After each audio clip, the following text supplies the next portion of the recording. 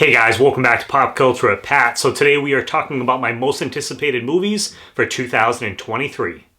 Real quick before we jump into the video though, if you guys are new to the channel, please hit that subscribe button as well as the bell button next to it. That way you get notifications for all my new videos. And if you could, give this video a thumbs up. I got a lot of exciting stuff coming this year for 2023, so want to make sure that you're subscribed so you don't miss out on any of that. But without further ado, let's go ahead and get into the video.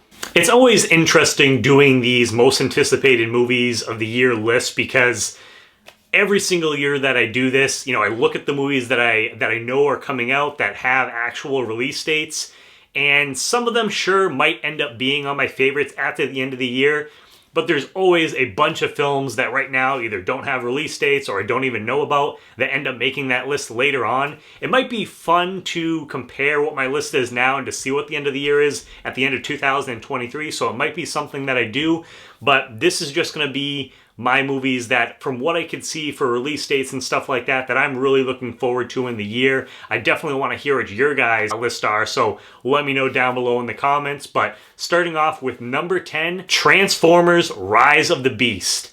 And man, before we got the trailer for this thing, there was no way that this was going to be on my most anticipated films for 2023 or whatever year it ended up coming out.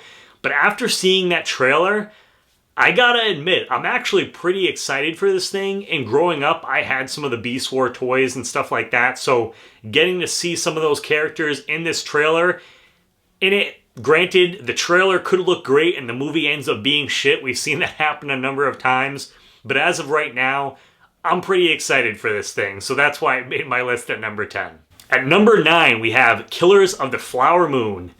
There's not really a whole lot that you have to say about this film to be anticipating it. You have Martin Scorsese directing it, Leonardo DiCaprio, Brendan Fraser, Robert De Niro. I mean, it just doesn't get more stacked than that. So definitely one of the movies that I'm most looking forward to in this upcoming year. I believe it's going to Apple TV Plus. I don't think it's getting a theatrical release, but I could be wrong with that. I'll have to double check. But either way, I'm really looking forward to it. At number 8, we have Indiana Jones and the Dial of Destiny. I mean, it's been a while since we've got the last Indiana Jones movie. The director is great for this film, and this could possibly be the last time that we see Harrison Ford as Indiana Jones. So I'm really looking forward to this one. At number 7, we have Ant-Man and the Wasp: Quantumania. So Ant-Man and the Wasp, this series, I've enjoyed the other two previous films. They're fine, but they're definitely on the smaller scale. But this, from what I've heard from Peyton Reed, sounds like this is supposed to be an Avengers level type of film. It looks like it's going to be a lot more serious than the previous two movies. We have the introduction of the actual Kang in this film, so I think this is going to be a big key player in setting up Phase 5, Phase 6, so I'm really looking forward to this upcoming film for Marvel. I think we're getting some pretty heavy hitters these next couple films and these next few phases. I know some people were kind of mixed on Phase 4, but I think we got some really exciting things to look forward to with these upcoming films. At number 6, we have Evil Dead Rise. So honestly, if you're a horror fan like myself, looking at the Evil Dead franchise, for me personally at least, there isn't a bad film in that franchise up to this point. So one of the reasons that I'm really looking forward to this. Also, the film was initially supposed to come out on HBO Max, but because it tested so well, that's why it's actually getting a theatrical release now. And I'm really curious to see what they're going to do, because the only thing that really ties this to the previous films is I believe the books in there. But other than that, there's no other returning characters or anything like that, so I'm really curious to see what they're going to do with this new sequel. At number 5, we have Elemental by Pixar. Again, a film that I didn't really know a whole lot until recently, where we got that little teaser trailer for the movie. But man, just in that little teaser trailer, the animation, I mean, it's Pixar, so the animation is always going to be great, but something about the animation here just really caught my eye. And then as far as we do have a synopsis for the film, in a city where fire, water, land, and air residents live together, a fiery young woman and a go-with-the-flow guy discover something elemental. How much they actually have in common. So yeah, just seeing that little teaser trailer has me really hyped for this and why it made my list. It could possibly end up being my favorite animated film of the year. We'll see though. At number 4, we have Spider-Man Across the Spider-Verse.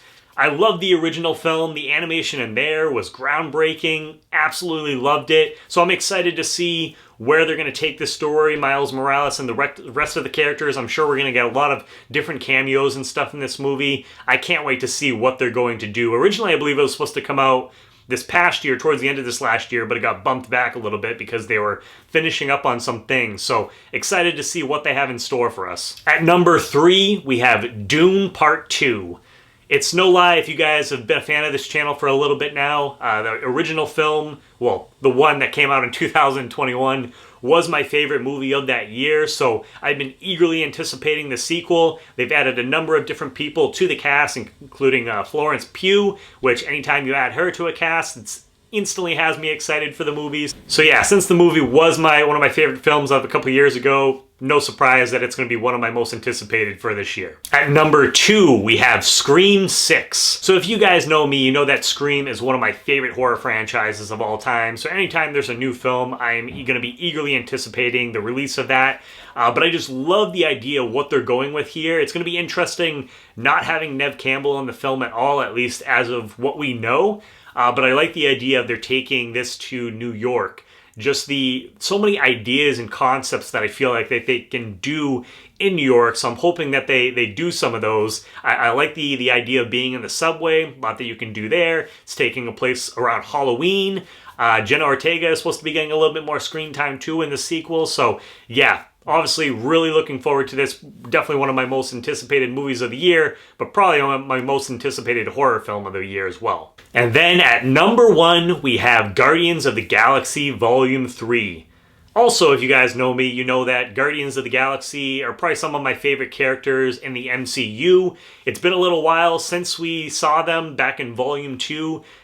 Just some of my favorite characters. I love how there's this ragtag group of people. And, you know, this is supposed to be the last entry where we see this whole team together. So I'm anticipating it, but at the same time, I am also really nervous because I have a feeling we are going to see at least one, if not multiple deaths in this film. And I swear to God, James Gunn, if you end up killing Rocket Raccoon, I'm never going to forgive you. I'm just kidding, but I will be very upset. Yeah, I mean, I love these characters. I'm sure we're going to see some of these guys in the future pop up in some other films, but it's going to be an emotional film for sure, just getting to see these, you know, guys one last time. So that rounds out my top 10 most anticipated films of the year. Again, like I said, I'm sure there's going to be some movies that pop up throughout the year that I had no idea were coming out, maybe some smaller releases, things like that. One of the movies that I don't believe, because otherwise it definitely would be on this list, that would have made it, is probably going to be Maxine. But I haven't heard anything about if they had already started filming that or what's going on with that movie, so I have a feeling it's probably going to come out in 2024, but I will just say that if it doesn't end up coming out in 2023, that's one of my most anticipated releases as well, just because I loved Pearl and I loved X, so I want to see how they round out that trilogy. But yeah, that is my list of my most anticipated films of the year. Again, I want to hear what your guys' lists are, so let me know down below in the comments, what are you most looking forward to in 2023? And again, if you guys are new to the channel, please hit that subscribe button as well as the bell button next to it. That way you get notifications for all my new videos. A lot of crazy stuff coming up this year, so make sure you are subscribed so you don't miss anything. And as always, guys, please make sure to check back for more Pop Culture with Pat.